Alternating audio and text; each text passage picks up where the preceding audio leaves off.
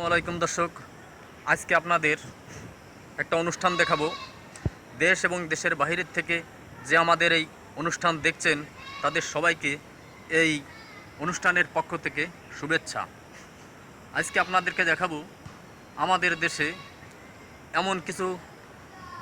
এমন কিছু ঔষধি গাছ আছে যে গাছগুলো সম্পর্কে ছোটো মোটো থেকে শুরু করে 15-20 বছর বয়সের কোনো মানুষ জানে না এই গাছের গুণ এবং ক্ষমতা এবং উপকারিতা। এটা আপনাদেরকে দেখাবো এবং তাদের কাছের থেকে আমরা কিছু প্রশ্ন করব এবং তাদেরকে আমরা এই গাছের কিছু বৈশিষ্ট্য আপনাদেরকে জানাবো এবং তাদেরকেও আমরা এই অনুষ্ঠানের মাধ্যমে জানাবো। আপনারা সবাই অনুষ্ঠানটা মনোযোগ সহকারে দেখবেন।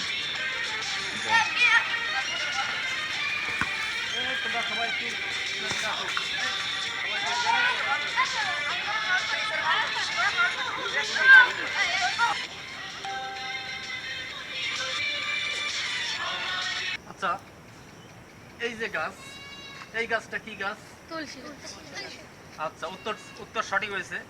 এই গাছটা কি গাছ বলতে পারো? এটা হচ্ছে বিলেহাসরা গাছ। আচ্ছা, এটা হচ্ছে তুলসী গাছ। আচ্ছা, এই গাছটা মানব দেহের 180টা রোগের উপকার হয়।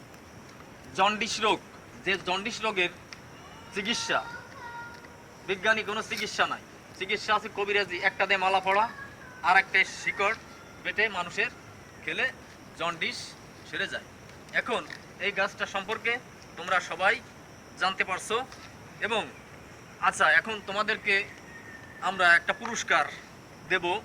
সে পুরস্কারটা একটা সাদ্দাম, আমাদের চরকাকানিয়া সাদ্দাম স্টোর থেকে একটা কলম তোমাদেরকে দেব এবং সেটা প্রথম যে বলতে পারছে এই তুলসী গাছ সম্পর্কে, যেটা বলতে পারছে, যে নামটা বলতে পারছে, আমরা তাকেই এই পুরস্কারটা দেব।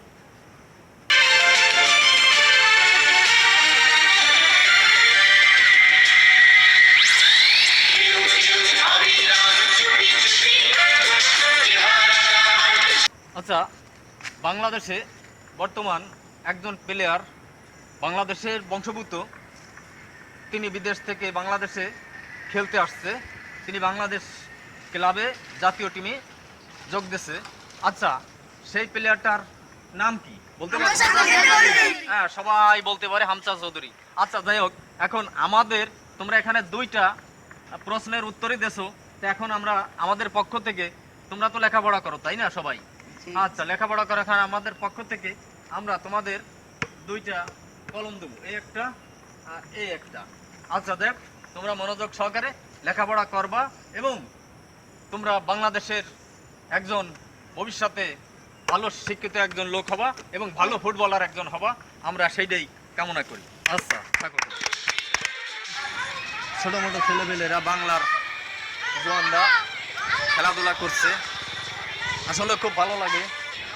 আসলে আমাদের প্রত্যেকটা পাড়া মহল্লায় যদি একটা করে ছেলেপেলেদের এরকম মাঠ থাকতো খেলাধুলার, আমরা আগে অনেক বড় বিস্তৃত মাঠ পেয়েছি, এরকম যদি মাঠ থাকতো তাহলে আমাদের ছেলেপেলেরা একটু খেলাধুলা করতে পারতো এবং বাংলাদেশে ফুটবলের ব্যাপক ভালো ভালো সুন্দর সুন্দর প্লেয়ার বেরিয়ে আসতো এবং আমাদের দেশের অনেক গৌরব এবং সুনাম দেশ এবং দেশের বাইরে হতো।